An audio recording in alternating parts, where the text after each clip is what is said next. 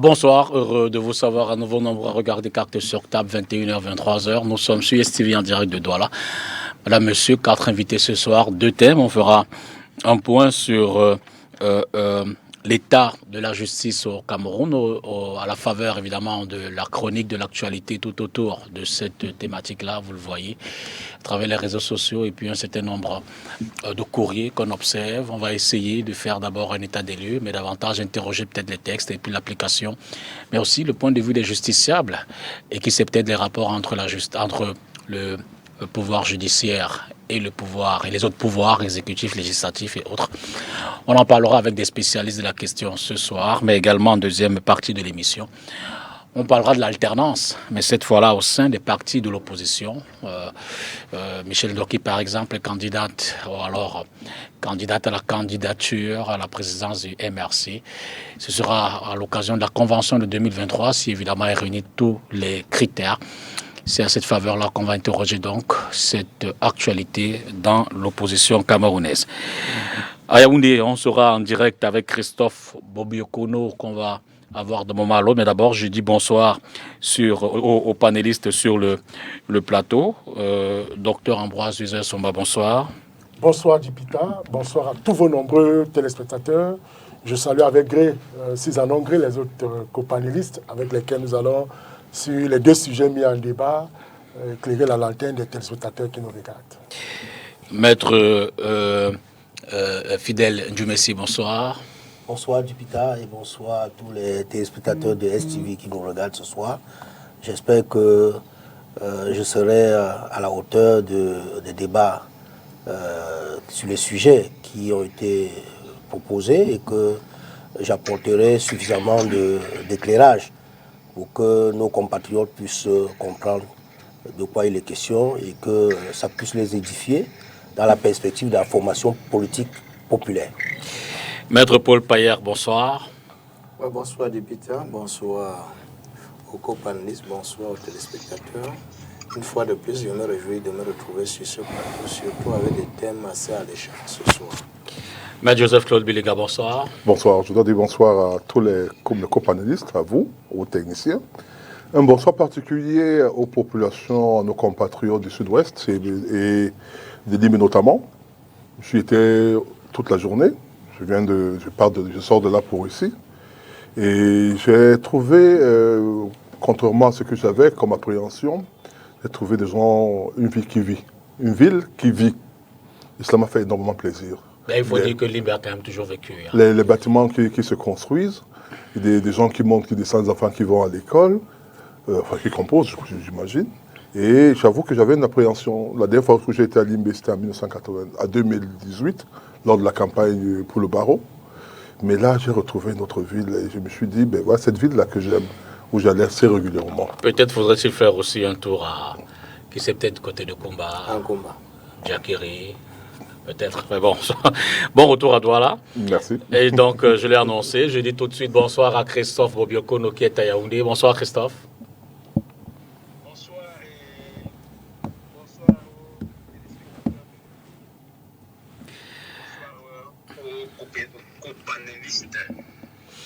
Merci d'être en direct. On va prendre rapidement la transition et puis derrière, on va commencer avec vous. Vous nous ferez d'entrée et les autres panélistes suivront derrière.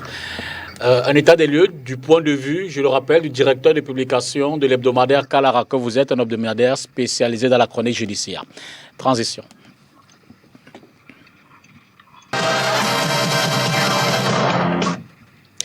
Alors Christophe, en un mot ou en plusieurs, dites-nous, vous qui observez de près ces questions sans en être forcément spécialiste en tant qu'avocat ou magistrat, quelle est l'idée, quel est l'état des lieux que vous faites de la justice camerounaise aujourd'hui? Merci. Je crois que votre question a un rapport avec l'actualité. Ce qu'on connaît ces derniers, qu'on a conduit ces derniers temps, les grandes affaires qui défraient la chronique ces derniers jours, et notamment celles qui ont pu donner à voir le rôle joué par certains magistrats dans les procédures. Sans les nommer, je pourrais parler de la procédure procédure qui concerne le directeur général du port autonome de Douala ou celle qui concerne des inspecteurs des impôts ou j'allais dire les fonctionnaires du fisc ici à Yaoundé. Je crois que ces affaires-là, en tout cas les aspects qui concernent l'administration de la justice, ont pu donner à voir que souvent les juges, dans un contexte où on parle de l'indépendance du pouvoir judiciaire, tout au moins, on a vu des juges ou un juge avoué dans des correspondances qui ont été publiées ici et là, qu'il travaillait sous la pression et qu'il avait rendu des décisions qui étaient contraires à ce qu'il pensait du contenu d'un dossier. Ici à Yaoundé, pour la procédure que je viens de citer, celle qui concerne les inspecteurs des impôts, on voit très bien que dans ces procédures-là, ils ont affaire à des acteurs, on pourrait dire des acteurs publics, qui ont toujours eu gain de cause, qu'ils soient à l'initiative des procédures judiciaires ou lorsqu'ils sont attaqués. En tout cas, la justice a toujours bégayé face à ces acteurs-là. Mais ces questions qui ont poussé quand même ces situations qui ont poussé quelques Camerounais à pousser des cris d'orfraie, pour nous qui sommes tout le temps dans les couloirs de la justice, sont des situations qui sont très très courantes, qui sont assez courantes. Là, ces 2 dernières semaines ou ces 10 derniers jours, on a simplement au niveau public une sorte de, comment je pourrais appeler ça, une sorte de matérialisation ou d'illustration en grandeur nature de ce qui se passe. Et je pourrais dire que, puisqu'on parle des juges, parce que c'est eux qui font la justice, je pourrais dire que la plupart des juges dans notre environnement travaillent dans des conditions, enfin dans un contexte de pression, et que plusieurs juges rendent des décisions, certaines affaires, surtout ce qu'on appelle les affaires signalées, les avocats, nous avons quand même quelques avocats sur le plateau, des affaires signalées, des affaires suivies, qui rendent des décisions qui très souvent sont inspirées par, j'allais dire, des responsables hiérarchiques haut placés. Et comme c'est une manière de mettre en bouche, de lancer le débat, je ne voudrais pas m'arrêter spécialement sur le cas du tribunal criminel spécial, où vous savez que la plupart des affaires qui sont jugées là-bas sont déclenchées déjà par une position politique, c'est-à-dire que comme la plupart des dossiers concernent des hauts fonctionnaires, des ministres, des dirigeants des entreprises, c'est très souvent sur la base d'un accord du président de la République que les affaires sont démarrées, et vous pouvez vous imaginer des magistrats qui travaillent dans ces conditions-là, ce qu'ils peuvent faire. Voilà, c'est dans ce contexte-là de pression, surtout de pression politique, que certains juges travaillent. Merci pour cette première prise de parole, Christophe. Vous allez rester évidemment en ligne avec nous. On va à présent écouter également Maître Paul Paillard. Vous partagez le point de vue de Christophe Obiokono, qui, à travers les exemples qu'il a pris, illustre plutôt une justice, je veux dire, qui est sous contrôle, qui subit une certaine mainmise. Oui, mais ce que nous vivons au Cameroun, nous savons que quelque part la justice est un peu malade. Ça, c'est quelque chose de constant. Je ne veux pas emboîter le pas en parlant comme lui. Ce n'est pas seulement une justice aux ordres, mais une justice parfois où le magistrat peut rendre la décision qu'il veut, contrairement au droit. Nous avons affaire au juge.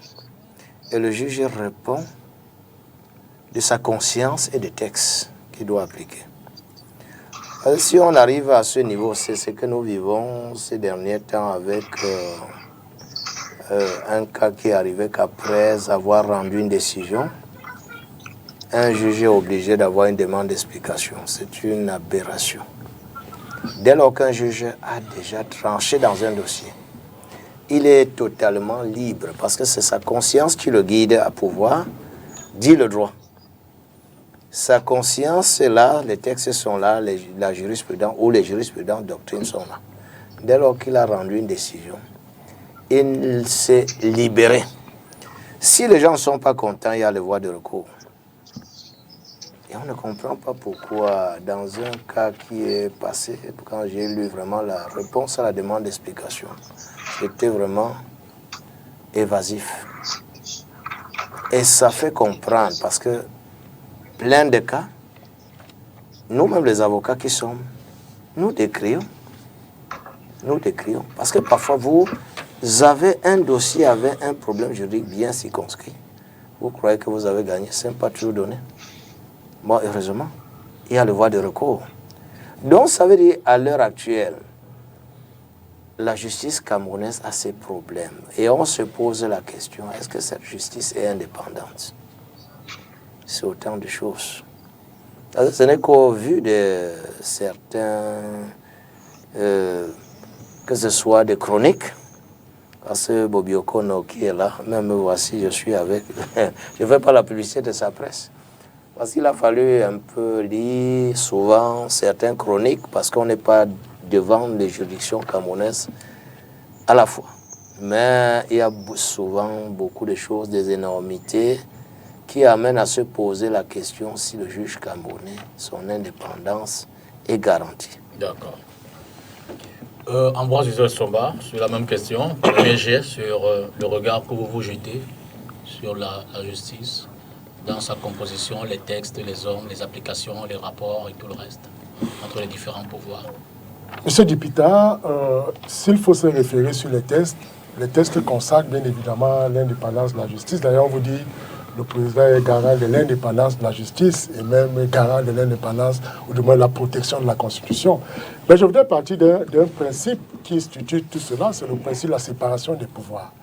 On se demande bien, est-ce qu'il y a une véritable séparation des pouvoirs entre les institutions de l'État? Vous savez, quand on parle de séparation des pouvoirs, c'est quand même cette théorie qui permet de comprendre que les institutions sont dans un État distinct. C'est-à-dire on a le pouvoir exécutif, le pouvoir législatif et le pouvoir judiciaire. Et dans la conception de fond de cette théorie, on dit que la séparation des pouvoirs traduit d'abord l'idée de ce qu'il y a une division horizontale des institutions. C'est-à-dire qu'on part du principe qu'il n'y a pas une institution dans un État supérieur à l'autre. Et il y a ensuite le deuxième point, c'est que la séparation des pouvoirs consacre l'indépendance organique et fonctionnelle des institutions. Et le troisième élément de cette séparation du pouvoir, c'est le contrôle mutuel entre les institutions. Alors, quand vous regardez très bien, on peut affirmer, sans risquer de se tromper, qu'il y a une véritable séparation du pouvoir sur le plan organique. Vous prenez clairement, les institutions sont distinctes. Mais maintenant, sur le plan fonctionnel, on se rend compte qu'il y a comme une sorte d'ascendance d'une des institutions parmi les deux autres, sur les deux autres. C'est-à-dire que vous prenez le président de la République, on vous dit il est chef de l'exécutif, on vous précise qu'il préside le Conseil supérieur de la magistrature, il nomme et révoque les magistrats. Vous voyez? Et au-delà de cela, il y a un autre problème de fond qui se pose, c'est celui en réalité de l'indépendance des juges. Peut-on dire, affirmer de manière péremptoire que les juges sont indépendants? Alors là, c'est là le nœud gordien du problème. Vous vous rendez compte que l'indépendance d'un juge ne peut partir que du fait de son mode de désignation. Alors, quand vous voyez déjà un juge qui est nommé et on limite, par exemple, sa durée de mandat, je parle l'exemple sur le Conseil constitutionnel, vous savez qu'au départ, à partir du décret de 2004, les juges du Conseil constitutionnel allaient à 9 ans. Mais après une révision, on les a ramenés à 6 ans, à moins du mandat que celui du président de la République. Donc, le problème qui se pose, c'est que on consacre généralement l'indépendance des juges à travers ce que j'appellerais l'inamovibilité des juges. C'est-à-dire que, un peu comme aux États-Unis, les juges de la Cour suprême fédérale sont nommés à vie. Et vous voyez qu'à partir de là, cela les met à l'abri de toutes les pressions que M. Bebonkono venait de relever tout à l'heure. C'est-à-dire que la pression qui pèse sur le juge l'amène à ne plus agir conformément à sa conscience, mais beaucoup plus conformément à la législation en vigueur. Donc, M. Dupita, le problème qu'on peut relever de notre justice aujourd'hui, c'est que c'est une justice qui subit, et ça je suis d'accord avec Bebonkono, qui subit un certain nombre de pressions et qui ne laisse pas libre pour la main libre au juge, justement, d'agir, comme on l'a évoqué tout à l'heure, dans le respect scrupuleux des textes. Parce qu'on le dit très souvent, la bouche du juge, c'est la loi. C'est-à-dire que le juge agit en convoquant le peuple. Il vous dit, vous avez posé telle infraction, au nom du peuple, vous êtes condamné. Or, on se rend compte qu'aujourd'hui, ce n'est plus forcément au nom du peuple, mais c'est peut-être pour des intérêts ou des considérations ou des supports politiques. Maître Joseph-Claude Biliga, sur la même question. Il faut d'abord d'autre une chose, c'est que la justice est une fiction. C'est un idéal auquel on veut atteindre et qui ne sera, il me semble, jamais atteint. Parce que la justice et ceux qui la rendent, surtout ceux qui la rendent, sont des êtres humains soumis à tout ce qu'on peut considérer comme étant des faiblesses humaines. Ça peut être de l'incompétence. Ça peut être une faiblesse due au fait qu'on a des liens de famille, par exemple, avec des gens, ou d'autres liens. Ça peut être dû au fait qu'on a sa carrière qu'on veut protéger. Donc tous ces éléments concourent m'amènent à dire que le juge n'est pas, comment je peux dire ça, un homme parfait. Il est nécessairement imparfait. Il est humain. Il est humain et il subit beaucoup de pression. Ce qui m'embête très souvent, c'est que lorsqu'on parle de la pression sur les juges, nous avons tendance à dire que c'est la pression de l'État, rien que de l'État, c'est-à-dire des pouvoirs publics ou de l'exécutif. Ce n'est pas vrai. Il y a d'autres pressions qui sont même plus importantes. Les pressions populaires, le peuple, tel qu'on l'indique, l'opinion publique. Je vous donne un exemple simple. Nous avons eu, ça ne fait pas très longtemps dans ce pays, un journaliste a été mis en prison, Mimbe, pour des faits qu'on peut qualifier de graves, nous sommes d'accord. Mais dans les mêmes conditions, ou un peu plus graves encore, on a eu un autre journaliste qui a eu le même coup, qui a eu un truc, on a eu les audios, etc. Personne n'en a parlé. La pression populaire dans les réseaux sociaux a amené les juges à intervenir, le ministère public à intervenir. Dans un cas, dans l'autre, c'est passé comme si de rien n'était. Donc, on se demande bien quelle est la valeur sociale protégée, qu'est-ce qu'on protégeait. Donc, je veux dire qu'il faut tenir compte du fait donc que, certes, ceux qui ont du pouvoir ont tendance à pouvoir en abuser. En abuser, même sur ceux qui sont appelés à rendre la justice. De la même manière, ceux qui n'ont pas le pouvoir et qui aspirent au pouvoir, ou bien qui ont le pouvoir, qu'on appelle le pouvoir du peuple, peuvent avoir une influence sur la justice. Il veut bien que, et j'aime finalement, c'était le cas d'O.J. Simpson aux États-Unis. O.J. Simpson, un footballeur de football américain, un très grand footballeur, est accusé d'avoir assassiné son épouse, Blanche, et l'amant de son épouse. La communauté noire estime que ce n'est pas normal et organise, comment je veux dire ça, et essaie de se lever comme un seul homme et faire repousser la justice américaine pénale qui acquitte O.J. Simpson, alors que le maître était là. Mais par la suite, que sa justice fait, elle rentre une décision au civil où ce monsieur est condamné à payer beaucoup d'autres sommes, etc. Je crois que il ira même en prison. On trouvera un autre moment, lorsque la tension aura baissé, pour pouvoir le condamner. Et très souvent, lorsqu'on arrête des gens, lorsque par exemple meurtre, c'est pas forcément parce que on veut sanctionner la personne qui est accusée d'avoir tué, mais très souvent, c'est pour faire baisser la tension. Il est gardé à vue pendant un temps, lorsque la tension est baissée. La justice tient compte du contexte. Tient compte du contexte. Donc, penser à une justice qui soit une justice totalement neutre, il ne faut pas rêver. Vous savez, je suis en train de lire, je suis rentré il y a quelques semaines de France, et j'ai acheté un livre. Le temps est venu, de Valérie Pécresse, qui était candidate à la présidence de la République française lors des dernières élections. Et je suis en train de lire ce livre où on parle d'un certain nombre de choses, et parmi laquelle la justice. Et lorsque vous lisez, tout comme j'ai lu il y a quelques années les affaires de Marcel, qui parlent de la justice, vous vous rendez compte que ce n'est pas trop différent de ce que nous vivons ici chez nous. C'est-à-dire, elle est rendue par les hommes. Elle est rendue par les hommes. Peut-être qu'elle est plus développée là-bas, compte tenu d'un certain nombre de facteurs. On ne va pas faire une comparaison entre la France et le Cameroun dans ce domaine, soyons honnêtes. Mais je veux dire que nous sommes des êtres humains, et là-bas également, elle est décriée. Elle est très souvent décriée, peut-être pas dans les mêmes proportions, mais elle est décriée également. Donc pour dire que tant que la justice sera rendue par les hommes, elle sera toujours sujette à caution. Je termine en disant, lorsqu'on vous dit que la justice est rendue, on juste doit rendre entre l'âme et conscience, et conformément à la loi. Il y a deux faits. La loi, elle peut être objective. C'est un code, tout le monde le lit. Mais seulement tout le monde ne le lit pas de la même manière. C'est pour cette raison que lorsqu'on rend une décision, par exemple, il y a les voies de recours.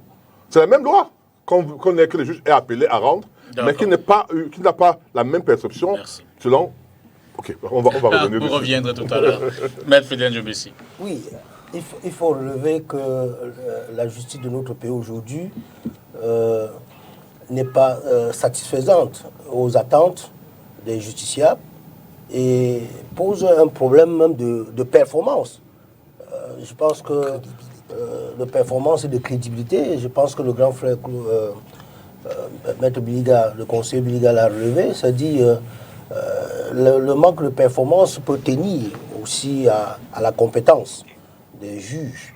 Et c'est pour ça qu'au mouvement pour la naissance du Cameroun, dans le programme du professeur Maurice Kamto, il a été prévu qu'il y aura une commission d'évaluation des magistrats au niveau des juridictions d'instance, au niveau des cours d'appel, et que cette commission sera constituée des magistrats et des personnalités de la société civile pour que les magistrats soient suffisamment compétents pour qu'ils sachent qu'ils ont un devoir, une obligation de compétence.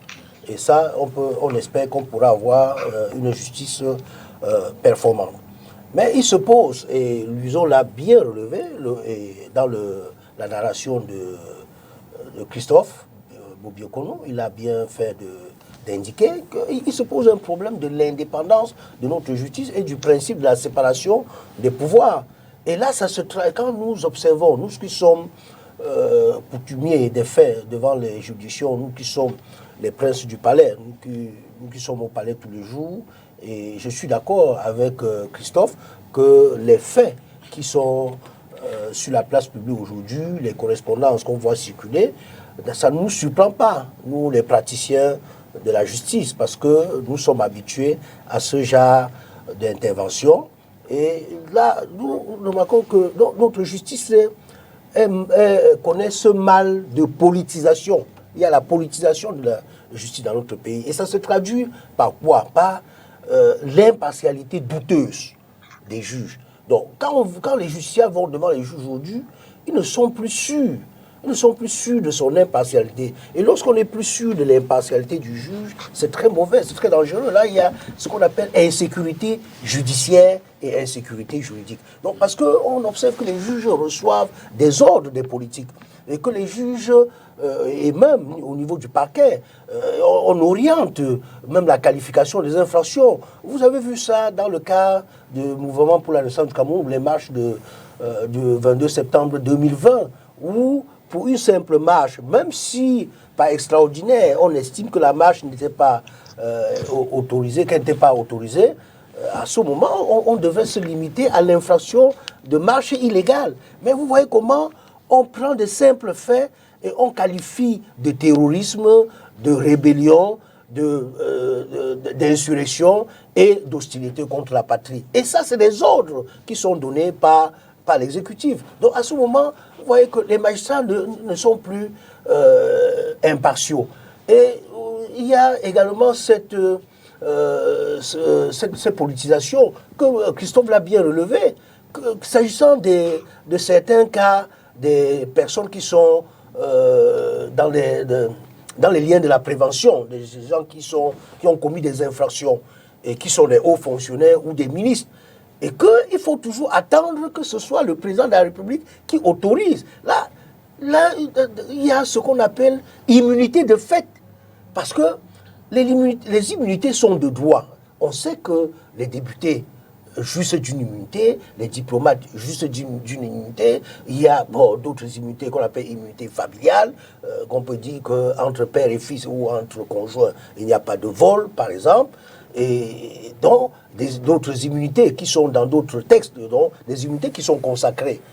Et là, lorsqu'un haut fonctionnaire a commis une infraction, on ne devrait pas attendre.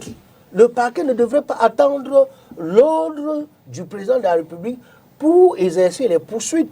Parce que lorsqu'il attend l'ordre du président de la République, ça veut dire que la justice n'est plus indépendante.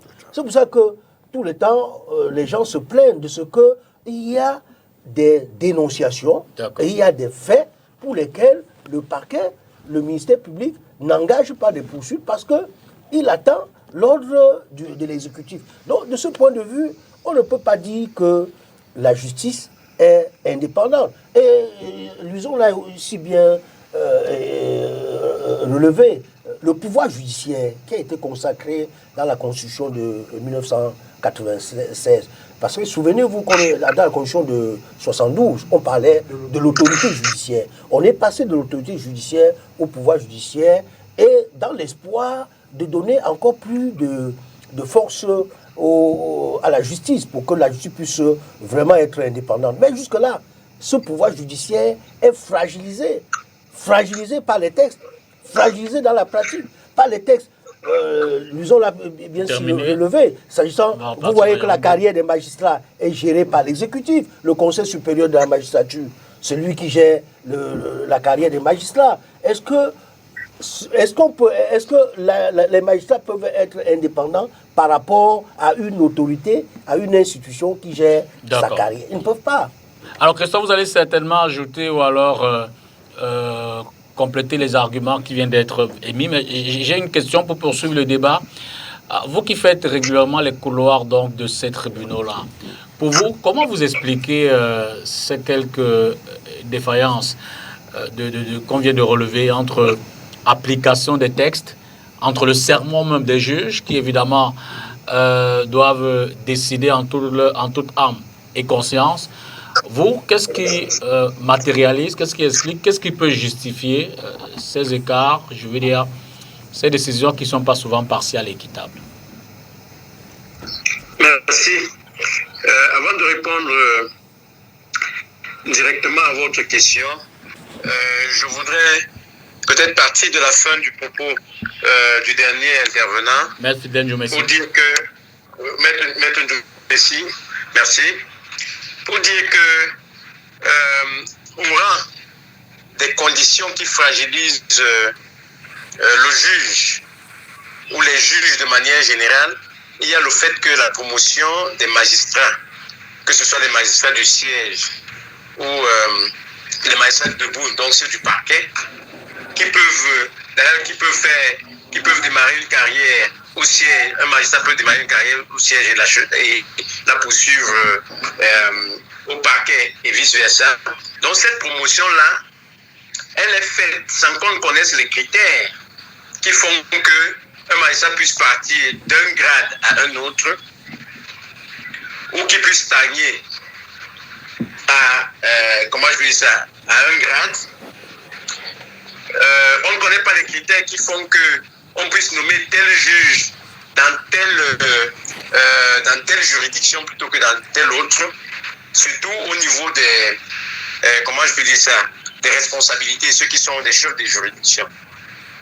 Et ceux qui réussissent à avoir la chance d'être nommés, chance entre guillemets, d'être nommés à ce niveau-là, ont tendance, pour certains, à essayer de faire un retour d'ascenseur, ou d'avoir des comportements qui leur permettent de conserver ces positions qui sont des positions de rente. Mais pour revenir directement à votre question, parce que vous avez je crois avoir suivi que vous vouliez savoir ce qui justifie, j'allais dire, les mauvaises décisions, résumons-les ainsi, exact, pour les écarts qu'il y a dans la façon de rendre les décisions de justice. C'est bien cela. Oui. Et j'observe simplement, depuis que Kalara existe et depuis que nous suivons de manière un peu étroite les activités du palais de justice, j'observe que les mécanismes de contrôle de la qualité du service judiciaire et tout se sont, j'allais dire, dilués au fil du temps. Quels sont ces mécanismes déjà? Disons que à l'époque déjà, parce que disons que l'organisation judiciaire d'aujourd'hui continue à être celle qui prévalait à l'époque de l'autorité judiciaire. Or, la Constitution a prévu qu'il y ait séparation de pouvoir, non seulement séparation de pouvoir, mais érection du pouvoir judiciaire. Et quelqu'un a dit tout à l'heure qu'il y avait une ascendance de l'exécutif sur les autres pouvoirs. Et dans le cadre, pour ce qui concerne donc la discipline, c'est encore l'autorité, j'allais dire, exécutive qui vient sanctionner les magistrats lorsqu'ils commettent des dérapages dans l'exercice de leurs fonctions. C'est un mécanisme qui existait avant, c'est le mécanisme qui se poursuit aujourd'hui. Sauf que, par le passé, lorsqu'un juge était mis en cause, lorsqu'il y avait des plaintes qui étaient fondées contre les magistrats de manière générale, on instruisait assez rapidement ces situations-là. Et puis, le Conseil supérieur de la magistrature siégeait et rendait des décisions. Ce sont des décisions qui ne sont pas toujours rendues publiques, mais il y avait quantité de magistrats qui étaient sanctionnés parce que lorsque les enquêtes avaient été faites, les dossiers avaient été instruits, on se rendait compte que ces magistrats avaient commis une faute et que cette faute-là méritait d'être sanctionnée. Or, aujourd'hui, je crois que le dérapage est la règle et la sanction est l'exception. Vous voyez des magistrats qui sont convaincus des faits d'une gravité extrême, mais qui continuent d'être là, sans aucune sanction. Alors que le phénomène, par exemple, de la corruption, c'est un phénomène qui est très galopant, qui atteint des niveaux très, très élevés dans toute la société, mais aussi au palais de justice, au niveau, dans les rangs des juges et des magistrats du parquet. Le phénomène des enveloppes, des avocats qui sont sur le plateau savent très bien, puisque j'ai eu un débat dans une autre chaîne avec un avocat et on était tous d'accord pour dire que le phénomène des enveloppes, ils connaissaient que certains avocats même étaient des transporteurs des mallettes.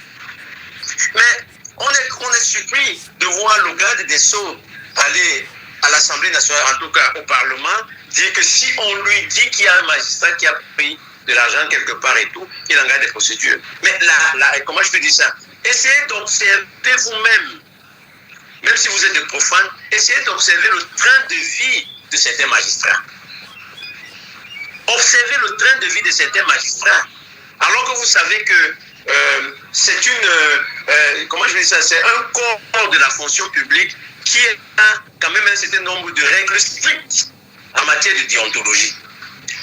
Questionner, on peut toujours questionner, sur comment je vais dire ça, les avoirs, le train de vie, qui sont des signes extérieurs de ce que ces magistrats ont d'autres sources de revenus que les salaires qui leur sont donnés à la fin de chaque mois. C'est vrai qu'il y a des magistrats qui sont issus des familles aisées, parce qu'il faudrait toujours faire la part des choses, mais de manière générale, rien que cet indicateur-là vous montre que dans bien des cas, la justice elle est faite, elle est rendue sur la base de la rémunération qui est donnée. C'est très très difficile d'avoir toujours des évidences, comme disent les anglo-saxons, d'avoir des évidences pour venir le démontrer sur la place publique. Mais il y a des cas de personnes qui dénoncent, mais vous ne voyez pas, par exemple, le Conseil supérieur de la magistrature rend des décisions, plusieurs décisions par rapport à ça. Combien de magistrats ont été révoqués,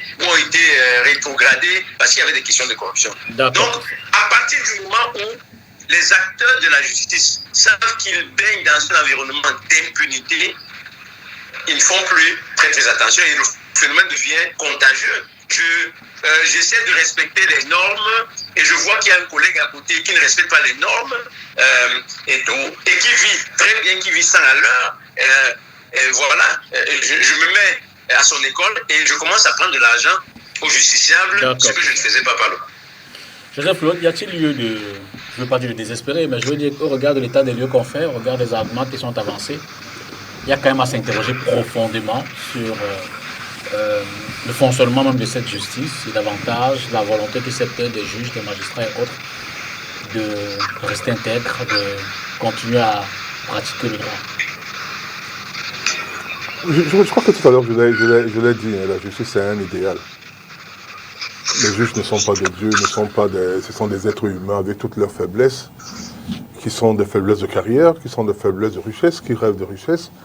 J'ai la chance d'être le plus l'aîné de tout ce plateau de mes confrères. Je rappelle que vous avez été membre du barreau à un moment. Membre du conseil de l'ordre. Membre du conseil, pardon, de l'ordre. Voilà, mieux encore, j'ai été membre. Trésorier. Mieux encore, j'ai été membre de la commission de suivi, évaluation, en charge du système judiciaire et du cadre juridique des affaires de la CONAC, Commission nationale anticorruption. Notre rôle était de voir d'explorer les causes de la corruption et comment y mettre fin. C'était un comité multisectoriel qui avait les avocats, les huissiers de justice, l'avocat qui représentait le barreau, les huissiers de justice, les notaires, les fonctionnaires des finances, beaucoup d'autres ministères. Donc je peux dire quelque chose par rapport à ça. On ne peut pas dire qu'il n'y a pas de corruption.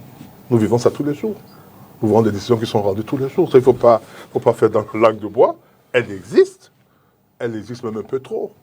Elle est même tellement flagrante, elle est même ouverte. Parce que contrairement à ce que je disais tout à l'heure que j'avais l'avantage d'être l'aîné, à notre époque, les magistrats cachaient leur richesse. Ils avaient honte de leur richesse. Très souvent, on pouvait les trouver par hasard. Le week-end, dans les voitures neuves, ils avaient les vieilles voitures qui garaient là. Et ceux qui s'aventuraient à venir avec leurs voitures, les garaient peut-être du côté de la SCB, vous voyez un peu, et venaient à pied pour venir au palais de justice. Aujourd'hui, tout le monde voit bien comment ils montrent d'une manière ostentatoire leur richesse. Ils ont des salaires, sans doute, ils ont les émoluments, je crois aussi. Ils ont beaucoup d'autres choses qui leur donnent des avantages. Mais il est vrai qu'ils ont également, il ne faut pas le nier. Combien de clients viennent vous voir pour dire, maître, quel est le nom du magistrat qui connaît le dossier? Très souvent, c'est peut-être l'une des premières interventions que le client, ou une première requête, ou bien une première question qu'on vous pose. C'est cela. Mais je pense que beaucoup de choses ont été dites sur la justice sur ce plateau, sur la nomination, sur le fait qu'elle soit inféodée au pouvoir exécutif, sur l'égalité de pouvoir. C'est une chimère que de penser que le pouvoir, dans un seul pays au monde, le pouvoir exécutif est au même degré que les autres pouvoirs. Il n'y en a pas. Le président de la République, c'est lui qui commande.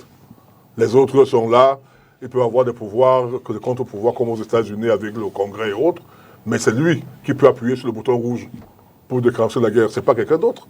Donc il ne faut pas vivre dans cette chimère en faisant croire aux gens que dans certains pays, le pouvoir exécutif est au même pied d'égalité que le pouvoir législatif et judiciaire. C'est pas, ça n'existe pas. Ça n'existe pas. On peut déplorer le fait peut-être que dans des pays comme le nôtre, que le pouvoir, que nous sommes dans un système qu'on appelle présidentialiste, où le pouvoir exécutif est hyper puissant. Ça, c'est une réalité. Je voudrais également dire une chose, c'est que ce n'est pas à travers forcément les nominations. Parce qu'il faut tenir compte également de chaque société.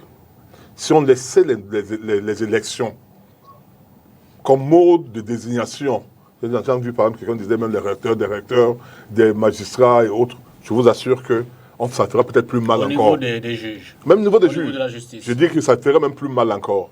Nous sommes encore aujourd'hui en Afrique, au Cameroun, des sociétés tribales, où l'objectivité n'est pas toujours de mise, où je ne voterai pas forcément Essomba parce qu'il est meilleur, mais peut-être parce que c'est mon frère du village. Il faut le dire avec toute certitude. Nous, je suis avec mes confrères ici, nous allons aux élections, nous savons comment ça se passe. Dans nos différents groupes tribaux, comment on s'arrange pour que tel soit élu. Donc, imaginez donc qu'on transporte cela au niveau de la justice, on trouvera peut-être les mêmes personnes, de mêmes régions, qui seront un peu partout. Donc, l'État régule à travers l'exécutif, qui a le Conseil supérieur de la magistrature n'est pas constitué des gens de l'exécutif. D'accord. Il y a les députés qui y sont, il y a les magistrats qui y sont, il y a les administrations civiles qui y sont. Donc, c'est tout, il y a les sénateurs. Donc, c'est tout ce groupe-là, c'est ces personnes qui désignent les magistrats. Donc, il ne faut pas qu'on donne je veux dire, peuvent sanctionner ou qui font la promotion des magistrats. Il ne faut pas qu'on donne l'impression que c'est l'exécutif. Il y a le Conseil supérieur de la magistrature qui est constitué, je le répète, des anciens ministères civils, des magistrats, des membres du Parlement. Je regrette qu'on n'ait pas pu mettre également des avocats, parce que je pense qu'il faut quand même qu'on puisse mettre des avocats dans ce Conseil suprême de magistrature, parce qu'ils sont les mieux placés pour pouvoir donner leur opinion, leur avis sur le comportement des magistrats que nous déplorons ici sur ce plateau. Ambroise Uzon, comment rattraper tout cela? On va sortir de la question progressivement. Monsieur Dupita, je suis d'accord qu'on puisse nommer les juges, mais je voudrais que cette nomination soit encadrée. Parce que si on nomme des juges et que ceux-ci n'ont pas des mécanismes qui leur permettent de se libérer du joug de la nomination, ça devient compliqué. C'est pourquoi je pose ici la question de l'indépendance du juge. Vous voyez, si un juge est nommé à vie, par exemple, je prends un exemple simple, je veux vous rassurer que dans ces conditions-là, il peut être beaucoup plus indépendant que s'il s'il est nommé... Donc, s'il te plaît, je viens juste te poser une question. Oui. Les juges américains sont-ils indépendants? Vous connaissez très bien le système des juges, la nomination des juges américains à la Cour suprême. Mais, ils sont à vie, mais ils sont partisans nécessairement. Non, je vais vous dire, oui. Ils sont partisans. Justement, vous le savez. C'est-à-dire que lorsqu'un président, par exemple, est pour la peine de mort, je donne un exemple banal, ou bien pour une orientation de sa politique, et qu'il y a une place qui se vide au niveau de Conseil, au niveau de la Cour suprême, il désigne sa personne. Il est vrai que par la suite, elle doit être acceptée par truc, mais il désigne sa personne qui est de même parti que lui. Et on sait lorsque il y a vote, dans quel sens le vote sera, parce qu'on saura le nombre de personnes qui sont pour les démocrates ou pour les républicains. Donc, c'est pour dire que c'est voilà la limite un peu de la philosophie, de l'argumentaire que tu développes. Nous avons vu, maître, toujours aux États-Unis, puisque vous voulez qu'on prenne cet exemple, ce qu'on a appelé du POE, appelé le gouvernement des juges, où on a vu les juges s'opposer, par exemple, à la politique économique du New Deal. Donc, c'est pour dire quoi? C'est pour dire, si ils étaient fragiles et qu'ils étaient dans une durée précaire, ils ne se seraient pas mis dans cette position. Donc, je voudrais dire quoi? Je voudrais dire que même aux États-Unis, dont nous évoquons le cas, vous vous rendez compte que les juges, même la nomination de ces juges, suit un formalisme très sérieux. C'est-à-dire, avant, pour le président des États-Unis de nommer les 9 juges, il consulte le barreau américain. C'est-à-dire, les 9 juges-là ne sont pas au hasard. Et au-delà de cela, il faut l'avis ou l'accord du Sénat pour que cette nomination soit valide. Donc, c'est pour dire quoi? Moi, je me réfère beaucoup plus dans la situation de l'indépendance. Quel que soit le mode de désignation, je me réfère au niveau de l'indépendance. Vous vous rendez compte que les tests eux-mêmes entretiennent cette fragilité et même cette décrédibilité de notre justice aujourd'hui. Maître Biga, vous voyez aujourd'hui, il y a une montée de la justice populaire. Et Maître Payet le disait tout à l'heure. Pourquoi? Tout simplement parce que les citoyens se rendent compte que vous êtes victime d'une situation. Et vous portez plainte contre celui qui vous a causé le tort, mais vous êtes curieux, surpris de constater que 2 jours plus tard, la personne est libérée. D'où aujourd'hui la vindicte populaire, même s'il faut la condamner avec la dernière énergie, parce que beaucoup ignorent que lorsqu'ils commettent des actes, c'est-à-dire que des infractions allant vers le sens de tabasser quelqu'un qui aurait volé, ils ignorent qu'eux-mêmes ils s'exposent à la loi parce qu'il y a là meurtre ou assassinat, ils peuvent logiquement faire l'objet d'une prison. Donc, Dupita, le problème de notre justice aujourd'hui, c'est simplement que, et ça, Christophe l'a très bien relevé, et j'insiste là-dessus, c'est sur les pressions qui pèsent sur eux. Regardez aujourd'hui, même les tests entretiennent la fragilité de la force du juge. Quand vous prenez le tribunal criminel spécial, on vous dit, si vous remboursez éventuellement le corps du délit, on vous libère. Vous voyez que tout cela n'encourage pas... On peut vous libérer. Oui, c'est ce que j'ai dit éventuellement. Donc, c'est pour dire quoi? C'est pour dire en réalité que notre justice aujourd'hui, la situation dans laquelle elle se trouve est une situation très complexe. On peut évoquer des situations conjoncturelles, circonstancielles, mais retenons tout simplement qu'aujourd'hui, c'est chaque juge qui peut oser devant une situation. Je pose une question simple. Oui. Dans le cas aux États-Unis, allons-y, il n'y a pas de négociations? Il y a ce qu'on appelle le parlementarisme de couloir. Non, pas de ça. Je parle en matière pénale. Il y a les transactions. Il y a les transactions partout. Oui, il y a les transactions. Voilà ce que moi je voudrais dire. Mais c'est la loi américaine. Oui, non, c'est pour ça que je dis donc... La transaction pénale. Oui, mais la même loi camerounaise prévoit également la transaction. Pourquoi est-ce que vous trouvez que c'est elle, celle du Cameroun? Oui, en fait, c'est ça. Au regard de ce débat qui réagit, je voudrais interroger, est-ce que c'est l'intégrité des personnes, selon le contexte? On prend des exemples des États-Unis, de la France, où les juges sont nommés par le détenteur du pouvoir exécutif, quoique président du conseil de l'instance supérieure de... Est-ce que c'est le caractère de la personne? Est-ce que c'est le contexte? Est-ce que c'est les textes qui font qu'on observe un certain nombre de légèreté, de facilité à la prise? J'ai relevé tout à l'heure que tout se fait en toute âme et conscience. Est-ce que les gens ne sont pas suffisamment armés dans leur conscience? Alors que c'est peut-être, on le dit souvent, vous qui êtes dans ces... Est-ce que les magistrats, dans leur traitement officiel, ne sont pas suffisamment à l'abri d'un certain nombre de sanctions pour qu'on observe et on constate ces dérives-là? Bon, oui, comme nous sommes dans le cas purement camerounais, parce qu'avant qu'on aille épiloguer aux États-Unis ou en France, le Cameroun peut toujours être un peu original. Parce que tout ce qui est là, on nous dit, le juge tranche selon sa conscience et les textes. Donc l'idéal aurait été que des magistrats soient des magistrats qui ne sont pas dépendants de qui que ce soit, qui prennent le risque de pouvoir prendre des décisions. Nous nous rappelons, il y a eu des magistrats dans ce pays, que ce soit, je crois, à la période de Braise pour le multipartisme, un magistrat avait pu libérer certaines personnes dans le nord-ouest, j'ai bonne mémoire. Bon, il faut des magistrats qui puissent oser. Et des magistrats qui puissent penser qu'ils rendent une décision selon leur conscience, sans tellement recourir au poignet de CFA. Parce que ce qui est aussi au Cameroun aujourd'hui, nous sommes en train de parler de cette situation, nous voyons bien ce qui se passe. À un certain moment, le parquet au niveau des juridictions n'était pas peuplé comme aujourd'hui. N'importe quel ripou peut poser un acte négatif et il est sûr qu'en déposant de l'argent à tel niveau, il n'ira pas en prison. Le docteur Louison Essomba a parlé, c'est ça qui amène même les gens à parler de la justice populaire, parce que plein vont 10 fois et retournent 8 fois. Vous voyez tout ça, et ça participe de la corruption. C'est vrai, le Cameroun est un pays, on sait, on nous a classé à un certain moment premier. Et la justice aujourd'hui tire tellement à jouer sur la pédale de la corruption. Mais il faudrait que les magistrats qui sont appelés à pouvoir rendre des décisions, qu'ils essayent un peu de tirer des parties de cela. On a parlé du train de vie. Un magistrat qui est peut-être à 700 000, vous le voyez, et vous allez le voir en train de faire une tontine de 2 millions par mois.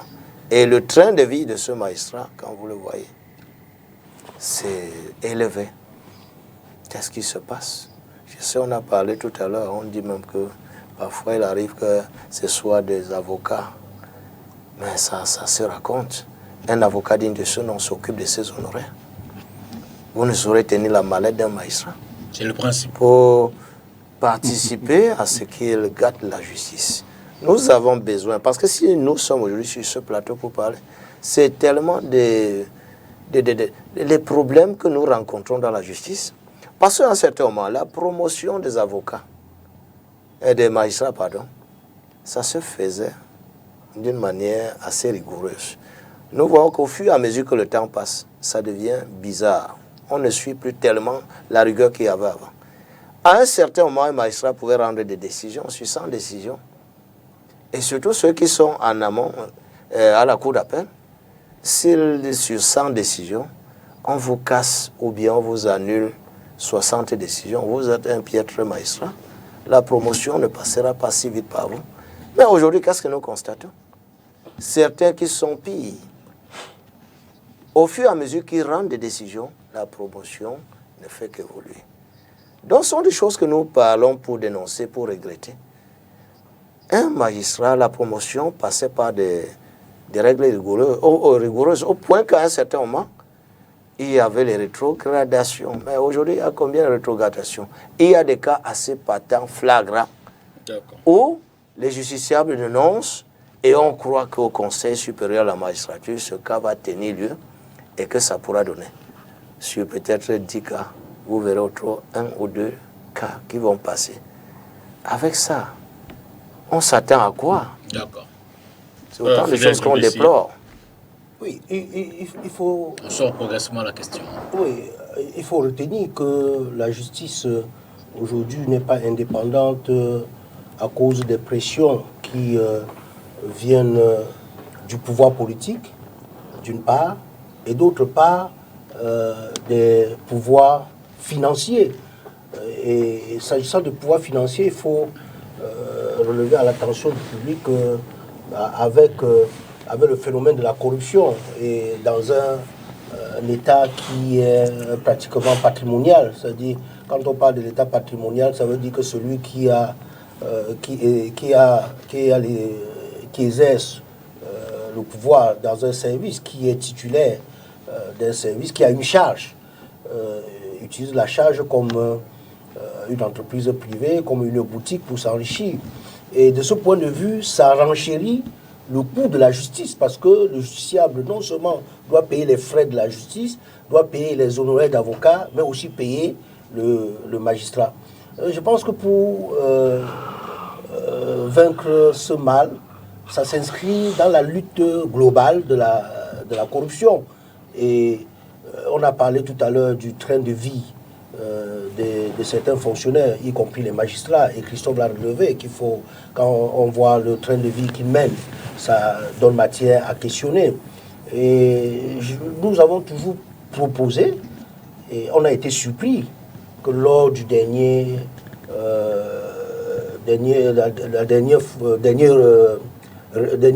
remaniement, c'est pas remaniement, mais dernière révision du code pénal, la dernière réforme du code pénal, on avait proposé d'inscrire l'infraction d'enrichissement illicite.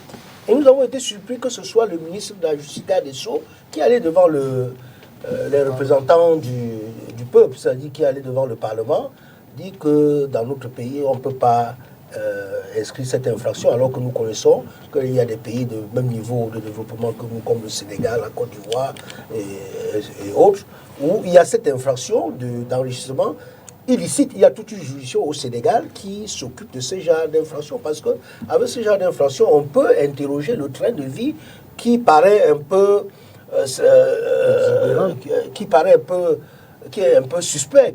Lorsque c'est suspect, on peut dire non, ce train de vie que mène ce fonctionnaire n'est pas en corrélation avec ses revenus. Et si on le fait, ça va faire reculer la corruption aussi dans le milieu de la justice. Et s'agissant du pouvoir politique, nous avons relevé que l'exécutif s'immisce beaucoup dans le judiciaire.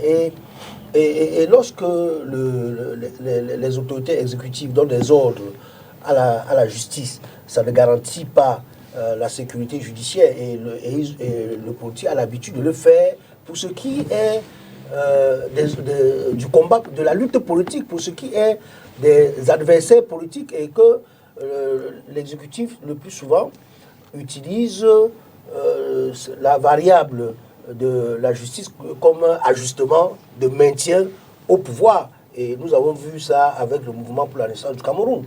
Et également, l'exécutif intervient souvent pour ce qui est de l'État, parce qu'il ne faut pas oublier que l'État est un justiciable dans un État de droit, parce que dans un État de droit, l'État est soumis, l'administration est soumise au droit.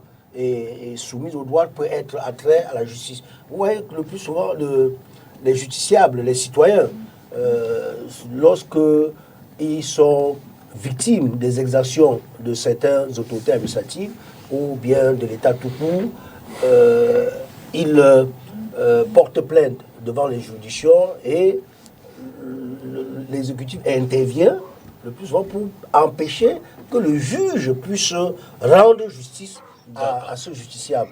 Donc, et pour mettre fin à ça, les propositions ont été faites, et beaucoup, et je suis d'avis avec ceux qui pensent que la justice doit être détachée de l'autorité exécutive. C'est-à-dire le Conseil supérieur de la magistrature, pour moi, le Conseil supérieur de la magistrature doit être un conseil de justice qui doit englober les avocats, les magistrats, les notaires, les huissiers de justice, et que le président de ce conseil soit élu par les acteurs de la justice et que ce conseil peut gérer la carrière des magistrats. Ça n'enlève rien à la prééminence de l'exécutif sur les autres pouvoirs.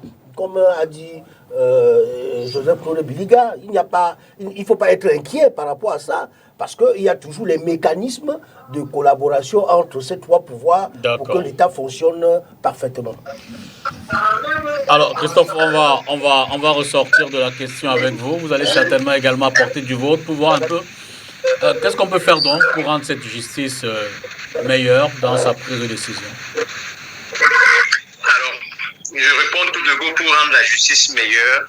Premièrement, il faudrait qu'on arrime l'organisation judiciaire de notre pays, j'allais dire, comment je veux dire ça, à l'enjeu, comment je veux dire ça, à ce qui est proclamé dans la Constitution, à savoir l'érection d'un pouvoir judiciaire. Il faudrait qu'on ait un vrai pouvoir judiciaire. Certains panélistes l'ont dit tout à l'heure. Et un pouvoir judiciaire, ça passe par l'indépendance des juges, qui passe par l'inamovibilité des juges quand ils ont été désignés, et d'autres critères. Il faudrait que notre système judiciaire soit cohérent. Qu'est-ce que j'entends par cohérence? Les textes qui existent aujourd'hui ne sont pas, et en fait des textes concernant l'organisation judiciaire ne sont même pas respectés, y compris par le Conseil supérieur de la magistrature. Je vais vous donner un exemple. Vous avez des membres du Conseil qui sont supposés être désignés par la Cour suprême, l'Assemblée générale de la Cour suprême. Or, ces membres du Conseil supérieur de la magistrature ont été désignés sans que l'Assemblée générale de la Cour suprême se soit tenue. Vous comprenez, c'est quelque chose d'incohérent. Vous avez la question de la pyramide des grades. Comment se fait-il qu'on ait des magistrats de 4e grade à la Cour suprême, alors que vous avez des magistrats hors hiérarchie, premier groupe, dans les cours d'appel, et souvent des magistrats hors hiérarchie dans les tribunaux d'instance? Comment ça peut se comprendre?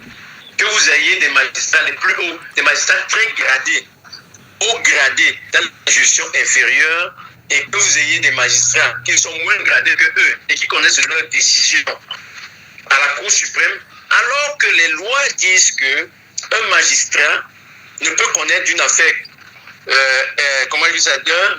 d'une décision rendue par un autre magistrat que s'il est au moins aussi gradé que lui.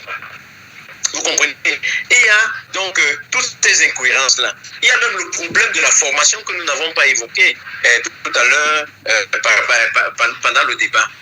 Avec les concours administratifs tels qu'ils sont organisés, chez nous, vous allez trouver sur la place judiciaire des magistrats qui n'ont pas le niveau. Vous voyez des documents qui sont écrits par des magistrats, vous en avez honte. Et vous avez des collègues magistrats qui se plaignent. Vous voyez des gens qui arrivent, qui entrent à l'ENAM, qui sortent comme magistrats, alors que vous voyez très bien que la valeur intrinsèque déjà de ces magistrats-là pose problème. Donc, il faudrait qu'il y ait des principes qui sont respectés. Le principe, de la pyramide, par exemple, des grades, doit être respecté.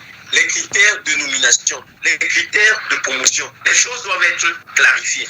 Parce qu'aujourd'hui, lorsqu'un magistrat est promu à un grade supérieur, on ne sait pas exactement ce qu'on promeut. Lorsqu'un magistrat n'est pas promu, et surtout, vous avez sur la place judiciaire des magistrats qui sont unanimement reconnus comme étant les meilleurs et dont les carrières piétinent, vous voyez, ça fait quand même désordre. Donc, il faudrait que notre système judiciaire soit cohérent. Je suis d'accord avec un certain nombre de commentaires que Maître Claude Biliga a fait tout à l'heure. Il n'y a pas de système parfait, mais dans le système qu'on choisit, on doit faire en sorte que les textes soient rigoureusement respectés. Les textes doivent être rigoureusement respectés. Cette prolongation, d'activité pour certains magistrats, vous ne savez pas à quoi ça tient. Est-ce à leur compétence, est-ce à leur soumission au système, à ceux qui n'ont. On ne sait pas très bien.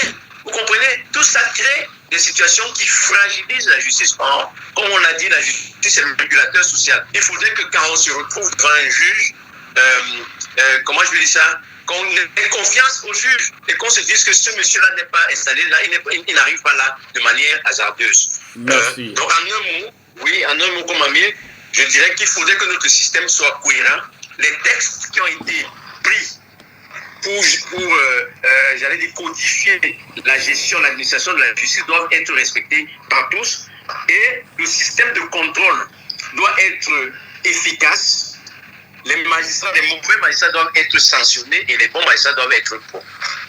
Merci infiniment Christophe Bobiokono. Je le rappelle, vous êtes directeur de publication de l'hebdomadaire Kalara qui fait dans la chronique judiciaire. C'est un hebdomadaire spécialisé. Merci, vous étiez encore avec nous depuis Yaoundé. Vous avez apporté votre contribution à ce débat, à la première partie. On va entamer tout de suite la deuxième partie et on vous dit encore merci pour votre contribution et à la prochaine. Merci beaucoup. Transition et on parle des questions davantage politiques après la justice.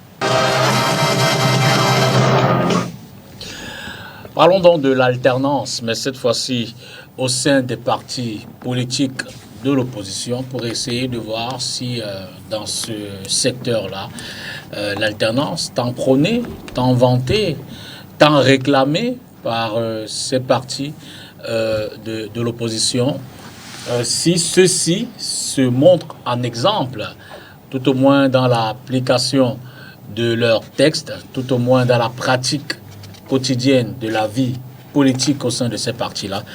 Et je commence peut-être par vous, Maître Joseph-Claude Biliga. Le multipartisme est revenu au Cameroun dans les années 90.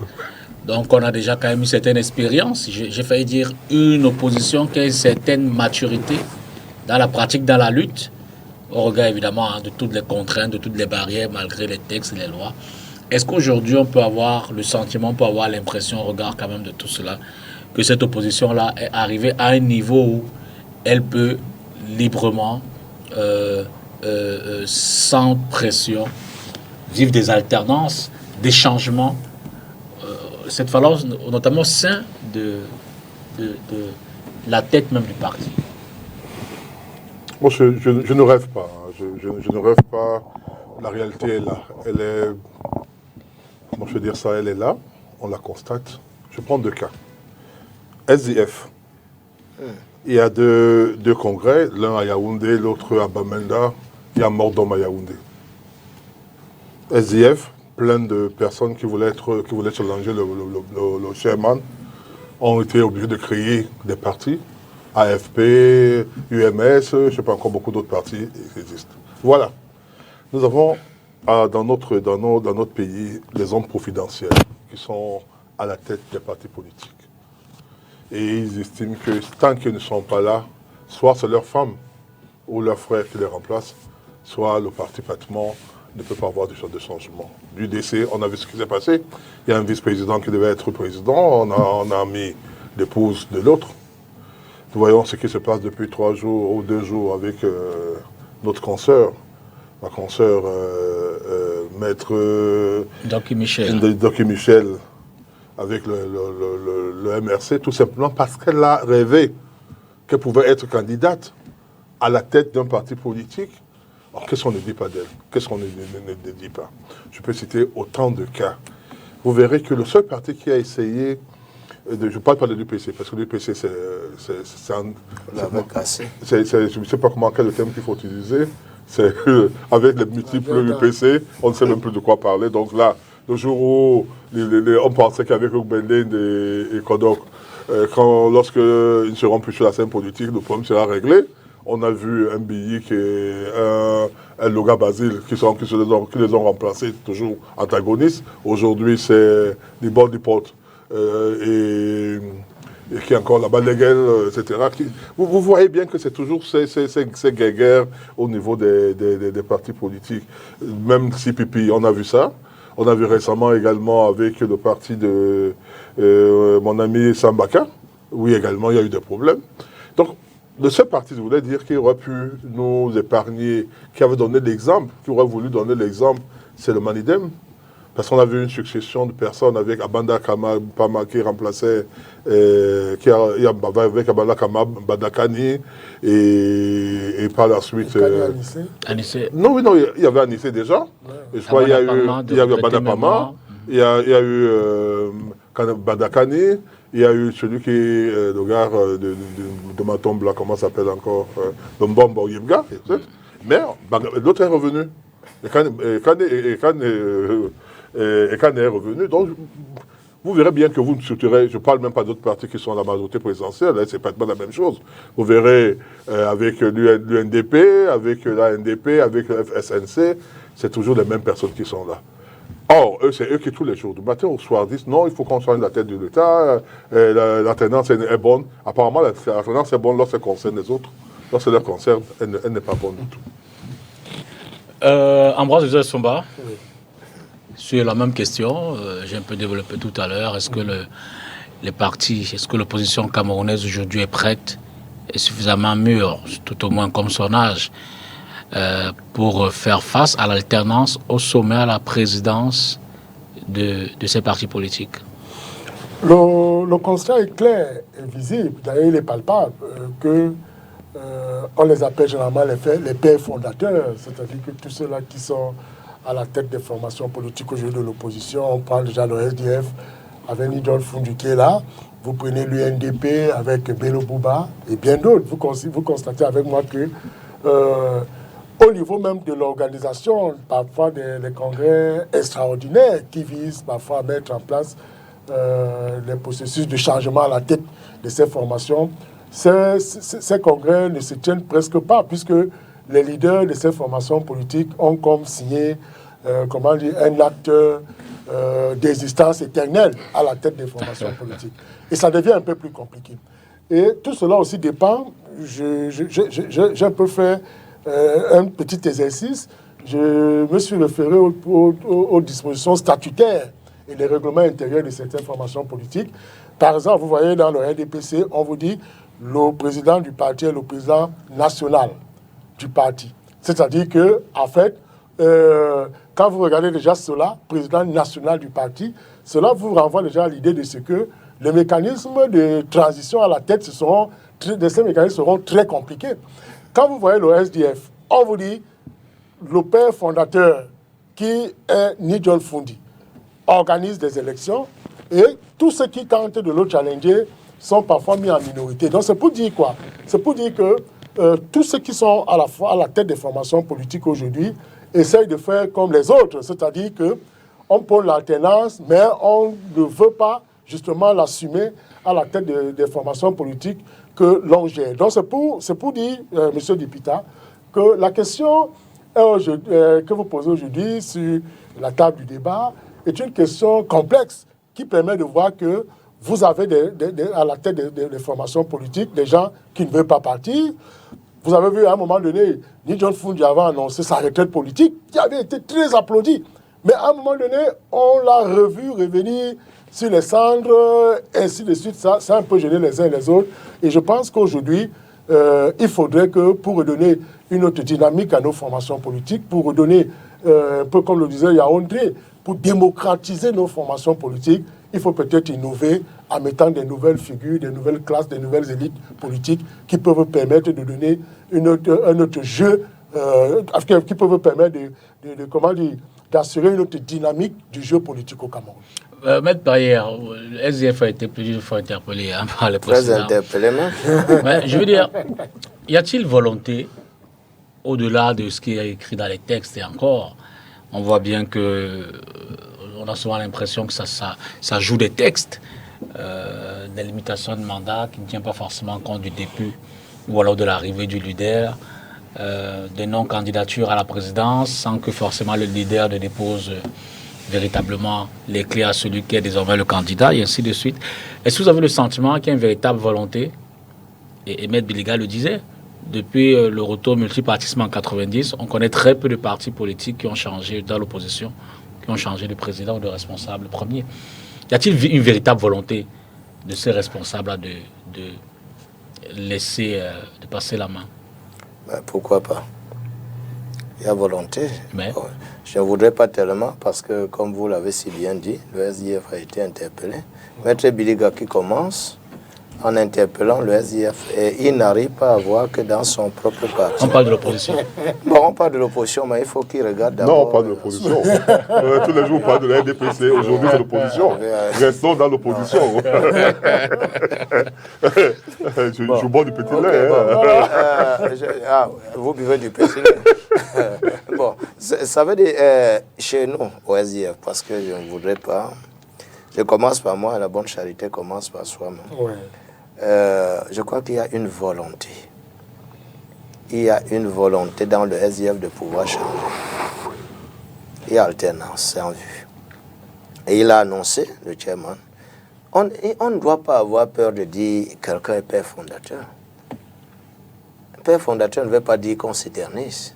Et il a pris sur lui de pouvoir dire, déjà l'exemple de 2018, il faut que les Camerounais apprennent à applaudir ce qui est bien.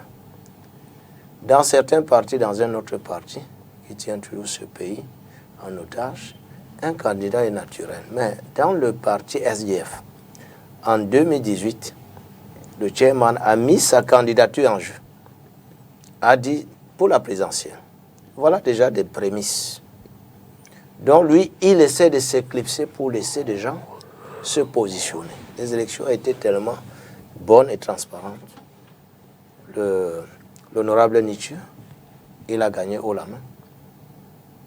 Donc voilà déjà des exemples qui attestent que quelqu'un, sans être si fatigué comme on croit, a pu dire, des gens peuvent prendre, je ne dois pas rester candidat naturel. Et même de deux. Ce n'est pas la première fois aujourd'hui dans le SDF. Le camarade N'Djamène, chaque fois qu'il y a la convention, le congrès, le chairman dit, qui veut déposer sa candidature, dépose. N'Djamène a osé une fois. Ça, voilà des exemples. Et est-ce qu'on a expulsé, est-ce qu'on a chassé N'Djamène? N'Djamène est parti de lui-même. Article 8? Non, pas d'article 8. Voilà. Le 8.2 n'a jamais été appliqué à N'Djamène. Non, à certains, oui. N'a jamais été appliqué à N'Djamène. À certains, oui. Ni à Elim Belobe. Ni à Mona. Tous ces gens, vous revenez à la préhistoire. Le jour qu'on parlera du RDPC, je crois que vous allez savoir supporter. Donc, vous voyez un parti où, quand on lève le doigt pour le faire, pas de problème. Et à l'heure actuelle, nous acheminons pour cette alternance au sommet. Parce que déjà, l'alternance, au niveau de la candidature présidentielle, il faut applaudir cela, parce que le SDF, c'est aussi l'un des partis qui a pu faire cela. Il a parlé tout à l'heure... Qu'est-ce qu'il peut expliquer avant de passer la parole aux autres? Qu'est-ce qu'il peut expliquer que 30 ans après, qu'on n'ait toujours pas eu cette forme d'alternance? On reproche au président de la République d'avoir fait il y a 40 ans de présidence au sommet de l'État. Bien sûr. Mais Frondi au sommet du SDF... Frondi déjà, même pour la candidature présidentielle, il a pu dire qu'il ne se présente pas. Non, mais au sommet du SDF, ça lui fait aussi quand même 30 ans. Nous sommes en train d'y aller. Comment vous voulez étouffer 30 ans après. Vous voulez étouffer... Vous avez encore besoin de quoi? 10 ans? Non, pas dans 10 ans. En 2023. Nous sommes en train d'y aller. Nous sommes en train de renouveler toutes les instances au niveau de la base. On dit pas de partir en 2023. Il l'a dit, il est en train de partir. Il va partir. Et je crois que vous connaissez certains débats qui sont à l'intérieur. C'est ça la lutte. Il faut que les gens... Un SDF, c'est un parti assez dynamique. Donc quand il dit « je laisse les affaires en 2023 », il y a ce que certains appellent tendance, d'autres vont jusqu'à parler de scission. Il n'y a pas de scission. Nous voulons un candidat qui va remplacer le chairman et qui va se comporter comme le chairman en rassemblant, pas en divisant. Donc le SDF est sur la voie de l'alternance. Ambroise Somba, comment est-ce qu'on peut... Ah bah d'accord, pardon. Bah oui, disons que vous aussi, vous rentrez dans cette actualité. Hein? Donc quand vous soupçonnez de viser 2033, à travers un jeu de texte, arrivé en 2012, comme toi encore 15 ans, à la faveur de vos textes, si jamais il veut être candidat à nouveau, il a encore une possibilité de remplir jusqu'en 2033. il faut souligner, Dipita, que pour ce qui est de l'alternance au sein des partis politiques de l'opposition, ces partis font mieux que le RDPC. Bien sûr. Ils font des efforts. Et Maître Pahiré l'a bien sûr relevé. Il y a des mécanismes qui prévoient l'alternance. Le premier mécanisme, c'est l'élection. Et l'élection libre, transparente et juste. Comme dans tous les partis, y compris le RDPC. Il semble oublier que Zéguélé était candidat face au président. Oui, vous oubliez qu'il y a eu des candidats face au président de RDPC. Et Ça peut oublier. la Élection conséquence. non Non, il n'y a libre, aucune conséquence. non transparente et Aucun. non juste. Et il ne faut pas seulement qu'il y ait élection, qu'on inscrit qu'il y a élection. Il doit avoir les instances au cours desquelles l'élection doit se dérouler. Et ces instances doivent se tenir régulièrement. Vous voyez qu'au RDPC... Non, aujourd'hui, ce n'est pas le DPC. Non, il ne faut Ça, pas... on ne peut pas Non, parler- aujourd'hui, on on peut pas parler de parle ça. on parle On de peut pas parler de l'opposition. politique Non, sans parler du le pouvoir. RDPC n'est pas encore C'est dans pas l'opposition. opposition. Aujourd'hui, C'est pas nous opposition au parlons régime. de l'opposition. On ne peut parler- N'essayez pas d'éviter Non, le débat non, qui est en cours. Où on a C'est vu un comparaison. un membre de votre parti, une Monsieur dame, le conseiller, être candidate et avec tout le enlever- respect que je vous dois, monsieur le conseiller, avec tout le respect que je vous dois, on ne peut pas parler d'opposition sans parler du régime. Bien sûr. Les deux vont ensemble.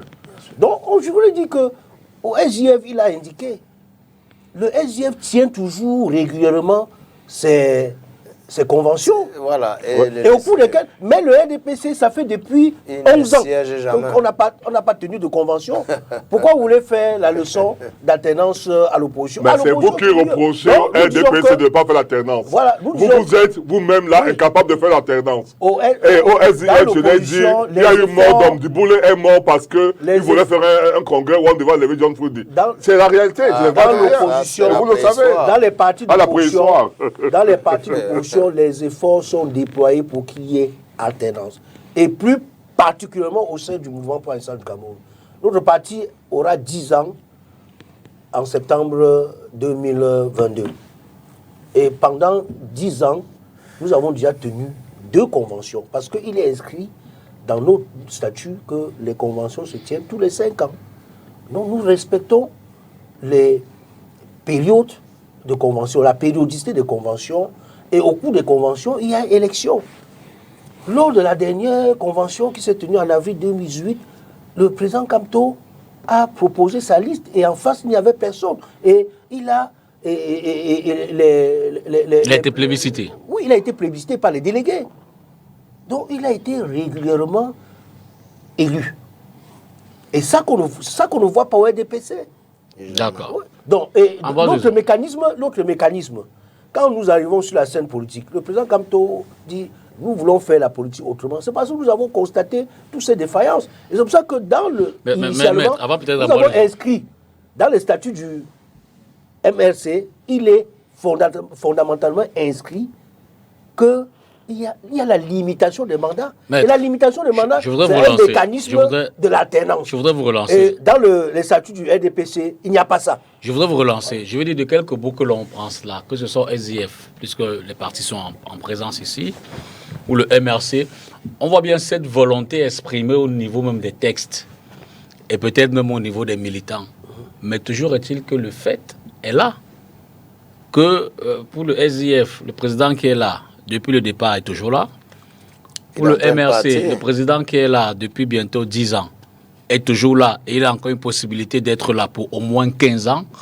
Donc, est-ce qu'il n'y a pas est-ce qu'il n'y a pas un moyen d'aller au-delà de cette volonté manifestée dans les textes inscrits? Est-ce que ce n'est pas un jeu subtil au niveau des textes pour effectivement maintenir à la tête des partis ou alors empêcher que l'alternance se fasse? Je le lance d'abord et puis vous allez, Ambroise Uzoa, et puis vous allez rebondir aussi. Il faut au moins reconnaître le mérite du mouvement pour l'instant du Cameroun d'avoir inscrit la limitation des mandats dans les statuts et que le président et son présidium sont élus pour un mandat de 5 ans renouvelable 2 fois. Donc ça veut dire qu'il peut maximum faire 15 ans. Vous voyez que le président Kapto, il a déjà fait 10 ans. Et lui-même, il dit qu'il a encore un seul mandat. Bon, il y a autre chose qui peut faire qu'il y ait alternance. C'est qu'il faut avoir le détachement du pouvoir. Ne pas s'agripper au pouvoir comme le chef du RDPC fait. À un moment donné, il faut se reconnaître qu'on a suffisamment donné. Comme le John Fundi a dit qu'il a suffisamment donné et que maintenant il se retire. Et qu'en 2018, il a laissé la place à quelqu'un d'autre. C'est ça qu'on demande. Au niveau de la candidature. Oui, c'est déjà ça. C'est applaudi. C'est déjà ça. Au niveau de la candidature, c'est déjà un pas. C'est-à-dire qu'on en est au point de compter le nombre de pas parce que la faisabilité de l'alternance est si compliquée que cela. Mais Dipita, ça se passe dans l'opposition et dans le régime, ça ne se passe pas. Ça ne se passe pas. Voilà. Donc il ne faut pas jeter le problème sur l'opposition de ce point de vue. C'est l'opposition qui est en train de donner vraiment la leçon qui est le modèle, qui dit quand même qu'on peut, on peut changer on peut au moins investir un autre candidat. Le SDF l'a fait, l'AFP l'a fait. Ambroise Ezo.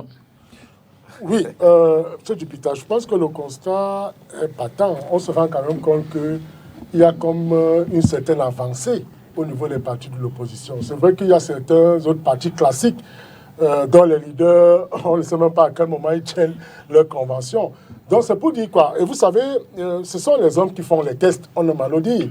À un moment donné, des tests peuvent faire l'objet d'une révision. Un test n'est pas conçu comme une tente pour dormir. Non, le test peut aussi s'adapter à l'évolution. C'est ce qui peut justifier que, et ça j'ai compris la subtilité de votre question, c'est de dire que le leader à un moment donné, s'il se bute, à la limite prévue par le test, peut éventuellement demander une révision, une réforme pour y rester ad vitam aeternam. Donc, ce que je voudrais dire, c'est qu'un parti politique aujourd'hui, dans sa définition moderne, s'appuie sur son leader. Et on voudrait que le leader, quand même, à un moment qui a fait un certain temps à la tête de cette formation politique, peut passer la main ou peut passer le bras à quelqu'un d'autre. Et c'est ce qui peut rendre dynamique une formation politique.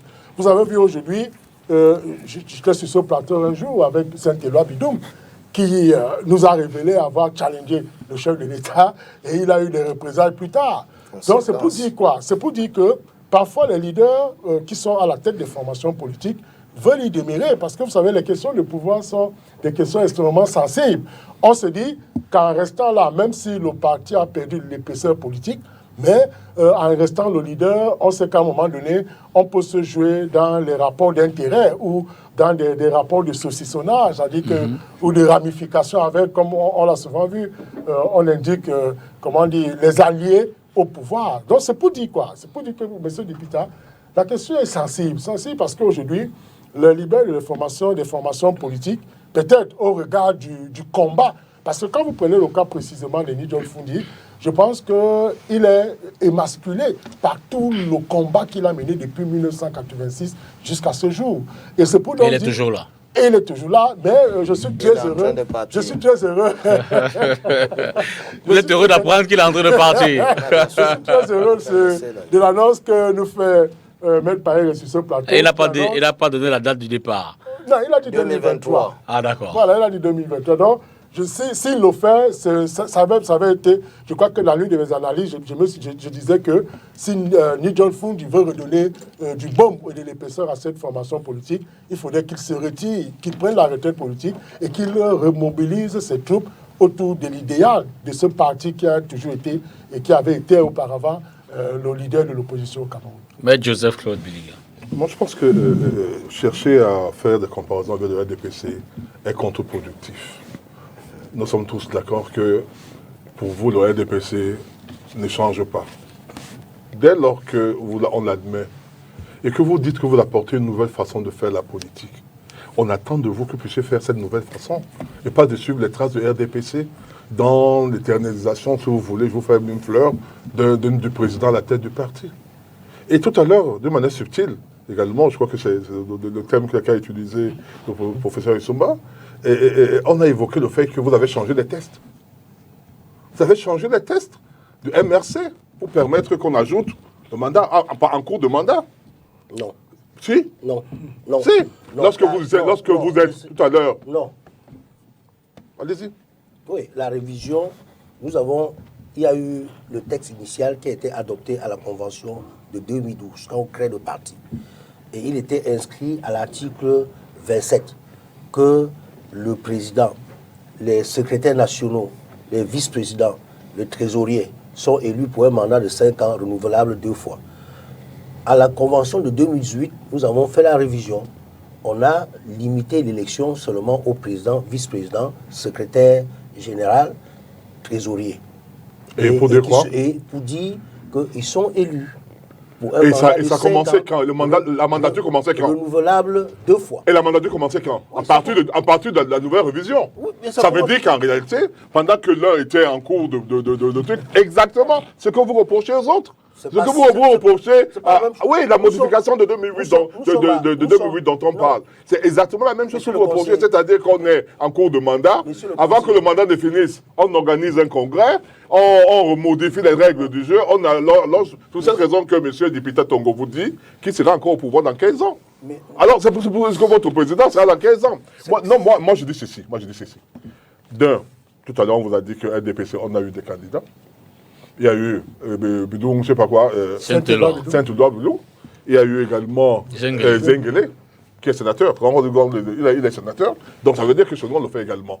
Mais chez vous, dès qu'on rêve seulement de le faire, le cas le plus récent, qui est d'actualité, c'est celui de mettre notre consoeur à nous tous, mettre Doki. De simple fait qu'elle rêve. Non, elle rêve parce que c'est prévu. Si nous, on n'avait pas prévu ça, elle n'aurait jamais rêvé. Son rêve est fondé. Mais je vous dis donc, oui, parce que c'est prévu. Même chez nous, c'est prévu. Même chez nous, c'est prévu. C'est pour ça qu'il y a eu Zengele. Même chez nous, c'est prévu. C'est pour ça raison. Mais vous avez attendez un peu. Attendez un peu. Laissez-nous vos voix autorisées. Parce que nous savons que même dans le forum de Facebook, dans les réseaux sociaux, on sait comment ça se passe. Laissez ça. Donc moi je dis, voilà. Je parle de SDF par exemple, j'y reviens. On me dit que c'est l'Antiquité. On a eu des morts d'hommes. Parce qu'il y a quelqu'un qui a voulu être candidat, on voulait faire un congrès à Yaoundé. Donc je vais dire que nous attendons de vous, de l'opposition, que vous nous pouviez nous montrer au RDPC que quand vous ne serez pas là, nous on fera mieux. Or, on ne voit rien qui l'amène, qui peut permettre au petit peuple de comprendre que demain ce ne sera pas la même chose. C'est ça pour cette raison qu'on a mis ce thème.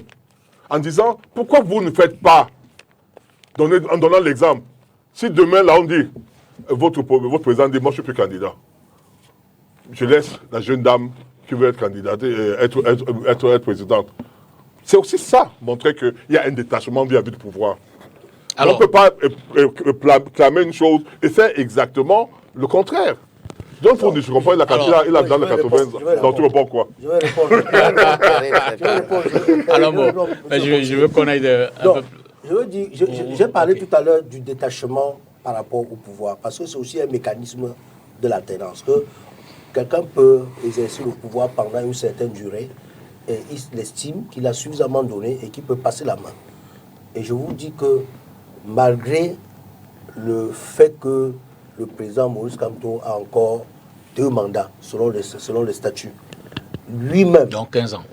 Non, pas 15 ans. 2 mandats, c'est 10 ans. Un mandat renouvelable 2 fois. Oui, à partir de 2018. À partir de 2018, on peut renouveler 2 fois. Donc il peut encore avoir 10 ans. C'est pour ça que j'ai dit qu'il aura fait 15 ans. Donc il aura fait 15 ans au trop. Il aura fait 20 ans si on repart plus loin.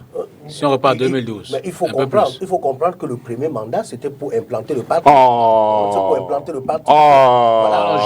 C'est ce que j'ai dit. Donc vous avez modifié les règles en cours de mandat pour créer un autre groupe. Je vous dis que le président Kamto est quelqu'un qui a cette force de détachement du pouvoir. Et lui-même, il dit qu'il ne prendra pas les 2 mandats qui restent. Il dit qu'il a encore un mandat. Il ira jusqu'en 2028. Et c'est ça que nous demandons au RDPC de faire. C'est ce que le RDPC ne fait pas. Et nous allons la question d'après, c'est... Pour ceux qui vont vivre en 2028, vous verrez. Je voudrais dire que quel que soit le bout par lequel on le prend, volonté exprimée dans les textes, volonté exprimée dans l'engagement des leaders vis-à-vis de leurs militants, toujours est-il que les faits sont sacrés. Et les faits montrent effectivement que pour l'instant, l'alternance, dans certains partis, sinon les plus en vue, parce que Maître Biliga, là quand même, je ne sais pas, dans ses Maître Fidel Numessi qui l'a judicieusement rappelé tout à l'heure, il y a des partis comme l'AFP qui ont quand même déjà connu une alternance. Il y en a qui existent.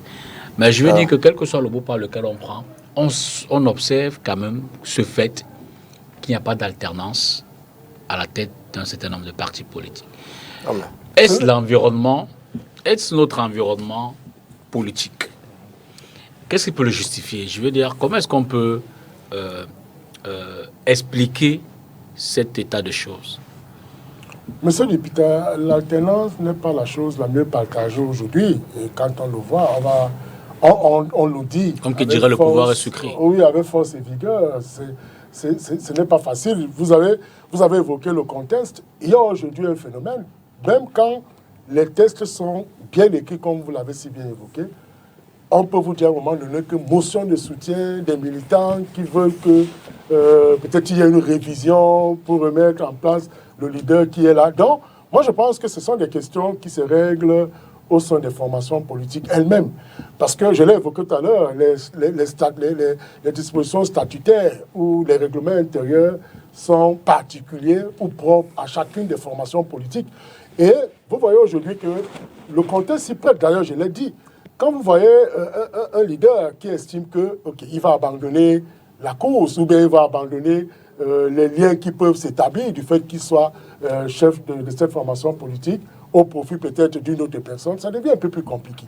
Donc, l'alternance au sein de nos formations politiques devait être la chose qui se produit de manière régulière pour permettre aux autres de comprendre que pour que le parti politique vive et qu'il renaisse de ses cendres, il faudrait qu'on voit au moins de nouvelles têtes. Parce que lorsque un leader a fait 10 ans à la tête d'une formation politique, je pense pour ma part modestement qu'il peut passer la main à une autre personne qui serait peut-être porteuse des nouvelles idées pour le parti.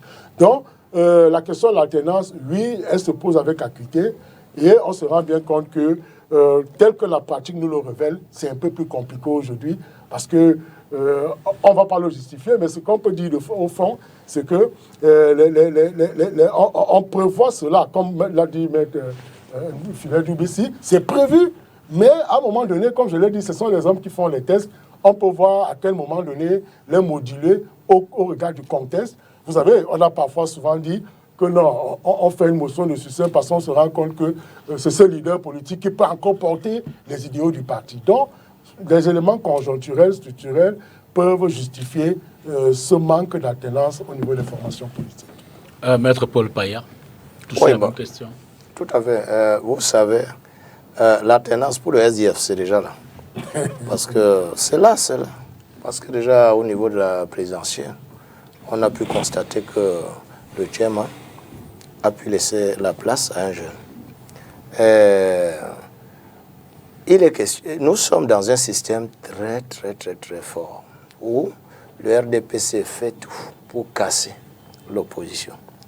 La raclée de 92 donnée avec le SDF, qui a gagné, ça a amené le RDPC à pouvoir casser tous les partis d'opposition. Ce n'est pas facile. Et s'il y a parfois un temps soit peu que certains leaders charismatiques tiennent le bateau jusqu'à un certain moment, si ce n'était pas le cas, je crois que le système aurait fini par écraser. Je parle du SDF. Le leader qui est Nidjon Froundi, c'est quelqu'un qui a assez de charisme pour pouvoir tenir ce parti. Mais lui, il a déjà montré l'exemple par rapport à son aîné de beaucoup d'années, qui est là et que de l'autre côté, on le présente déjà en 2025 comme le candidat naturel. Alors qu'au SDF déjà, en 2018, le chairman dit « j'ai encore de l'énergie, mais je n'irai pas. Je mets mon siège, je mets la candidature en jeu. » Donc c'est déjà quelque chose qui est là. Et quand il a dit, lors du NEC, parce que nous ne sommes pas comme du parti qui donne la leçon aux gens, qui rarement tient ses congrès. Le SDF tient des NEC, beaucoup de NEC en cours d'année. Et c'est au cours de ces NEC que beaucoup de décisions sont prises. Et le chairman, quand il le dit, clairement on est que en 2023, c'est déjà une résolution qui est prise. Ça va s'appliquer. Donc il n'y a pas à dire que ça ne se fait pas, c'est déjà presque fait. Donc le SDF sur la voie, comme je vous ai dit, de l'alternance. Et le SDF a déjà été dans l'alternance avec les élections présidentielles. Bon, c'est que quand on fait le point, comme au RDPC, le SDF ne connaît pas de président jusqu'à présent. Je suis très content de savoir que le chairman, dès qu'il dit une chose, il le fait. On a appris également un jour, il avait dit qu'il va déclarer ses biens conformément à l'article 66. Tout le monde s'est qui a déclaré au RDPC. Tout le monde a dit voilà, bien, quelqu'un qui va donner un exemple. Après, il a dit que non, il attend que le RDPC le fasse aussi. Donc, je dis, il va également dire qu'il attend que le président du RDPC parte pour qu'il parte. Non, arrêtons. Moi, je pense que, moi, je vous le dis de fond du cœur, hein, ça ne me gêne pas que ce soit ces personnes-là. Parce que lorsque vous voyez, regardons les pays, vous allez voir avec la Côte d'Ivoire, avec Babo, il est là depuis combien d'années? Vous allez voir celui qui a été en Guinée, qui nous a tous déçus, là. Alpha Condé, pendant combien d'années il a bagarré. Donc moi je pense que c'est ces gens-là, il faut peut-être il faut laisser ces personnes se battre. On voit jusqu'où ils peuvent aller. S'ils ont peut-être la chance, l'occasion d'aller comme celui de Guinée, Alpha Condé, et qu'on voit jusqu'où les limites des opposants devenus président de la République. Parce qu'on a beau bavarder, on bavarde lorsqu'on est opposant, lorsque le pouvoir vous est donné. On a pu voir que dans la plupart des pays africains, ça a été des échecs des partis d'opposition. Donc moi, ça ne me gêne pas que le président Tchèm continue à être président. Hein, ça ne me gêne en rien du tout. D'ailleurs, ça va sauver votre parti. Parce que tout le monde sait que lorsqu'il va partir, il y aura plus de SDF. Comme de l'autre côté. Une très grande partie du SDF va se retrouver à MRC.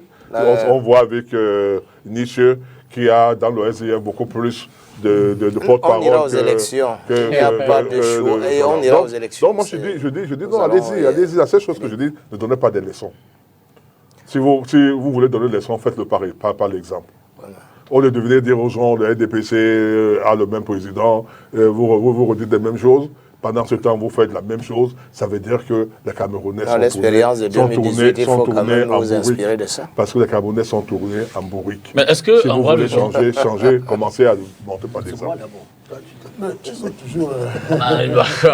Je sais pas ce qu'on va donner. Mais Fidèle, est-ce que justement, par les faits, nos hommes politiques ont cette capacité de détachement, ont cette capacité justement d'aller au-delà et de se dire j'ai posé la première pierre, j'ai jeté les jalons, il est temps pour moi de prendre quelqu'un par la main et de poursuivre le combat. Oui, contrairement à ce qui se passe au sein du RDPC, il est bien perceptible au sein de plusieurs formations politiques de l'opposition que l'alternance se prépare.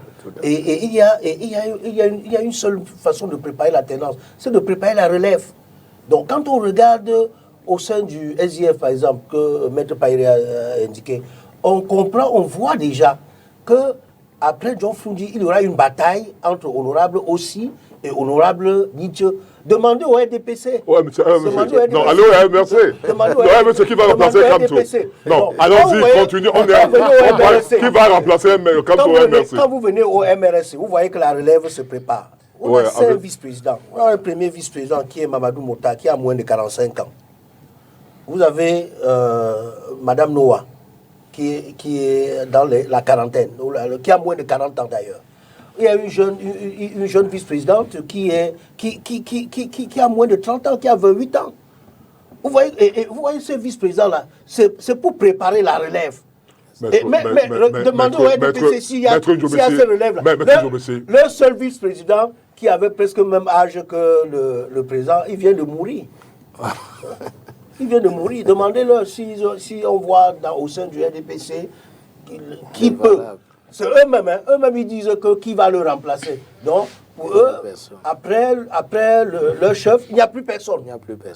Alors qu'au sein des partis d'opposition, on perçoit comment la relève se prépare. Je vous pose une question toute simple. De vous avoir regardé moi dans les yeux. Oui. Pourquoi est-ce que, je commence par là, pourquoi est-ce que l'actuel président de l'AFP n'a pas été le président de l'UDC? Ça, c'est l'UDC. Pensez-vous, mais l'AFP déjà... Pensez-vous un seul instant? Non, je parle de l'AFP, je parle de Sambaka. Je dois arriver à quelque part. Non, moi je ne suis pas de l'UDC. Vous imaginez, je ne suis pas de l'UDC. Regardez-moi en face. Non, moi je défends le MLC. Je défends pas. Vous savez pourquoi ça a été fait? Nous avons des partis politiques tribaux et vous le savez. Tribaux et régionaux.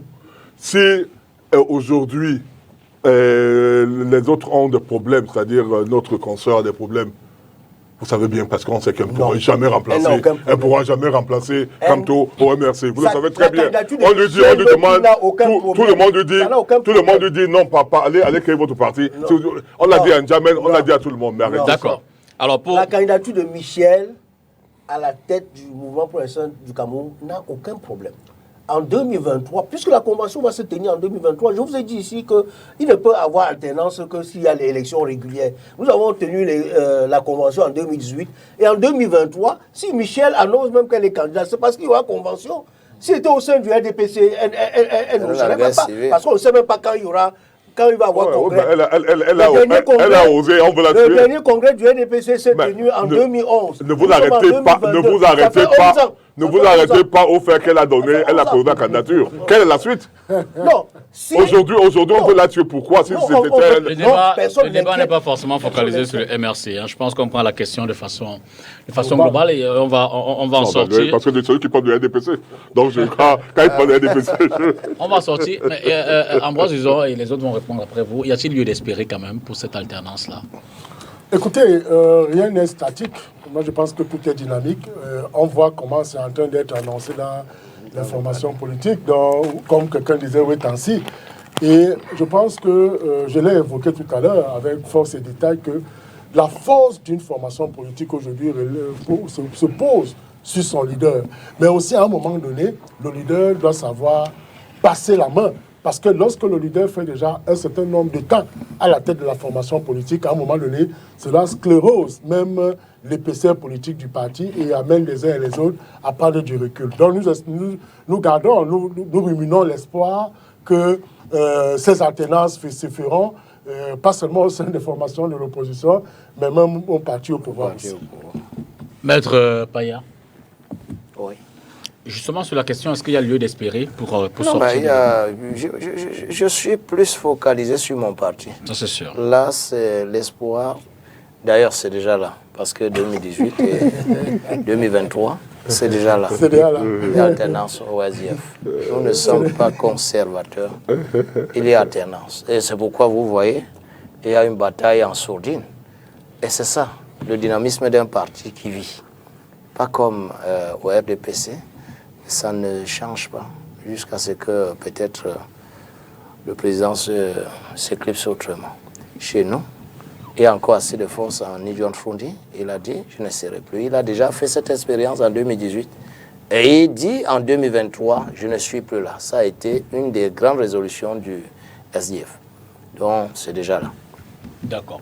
Maître Joseph Claude. Le thème aujourd'hui, c'est alternance dans l'opposition. Ouais. Et nous sommes tous d'accord pour constater que dans l'opposition, il n'y a pas... Demain, vous serez opposant aussi. Vous pouvez continuer à rêver, mais ce n'est pas grave. Pour le moment, nous ne sommes pas opposants. Le thème aujourd'hui, c'était alternance dans l'opposition. Et je crois que tout le monde a retenu qu'il y a des présidents des partis d'opposition qui sont là depuis 15 ans, qui sont là depuis 30 ans, qui sont là depuis longtemps, et qui demandent plutôt aux autres de partir, qu'il faut qu'ils commencent par eux-mêmes à montrer le bon exemple. C'est-à-dire ne pas chercher des textes pour pouvoir proroger le délai du temps qu'on doit passer à la tête d'un parti politique, alors qu'on veut donner des leçons. Pour être donné des leçons, il faut soi-même être un exemple. Merci à vous, cher monsieur, d'être resté ce soir. Vous n'avez pas conclu. Oui, je n'ai pas conclu. Une fois de plus. Allez-y. Tu as vraiment... Non, du tout. Au contraire. Que... Vous savez l'amitié que j'ai pour vous. Et je vous fais une confidence. Vous savez l'amitié que j'ai pour vous, plus que les autres. Je vais conclure en indiquant qu'au sein du RDPC, l'alternance ne se fera pas la mort. Mais au sein du mouvement pour l'instant du Cameroun, je vous promets que l'alternance sera certaine en 2028. Je ne sais pas qui connaît. En 2023, s'il y a des candidats qui vont affronter le professeur Maurice Kamto, les délégués vont décider et il y aura élection. Merci. Non, je ne peux pas laisser une chose pareille se dire sur un plateau de télévision. Je ne pense pas que c'est la MRC ou bien c'est leur représentant qui connaît le jour où l'un va mourir. Non, arrêtez ça. Vous ne pouvez pas dire à un parti politique. En fait, moi, quand j'ai entendu mort, j'ai pensé à mort politique. Non, pas mort politique. Et ça, je ne peux pas accepter ça. Vous avez tué déjà, je ne dis même pas.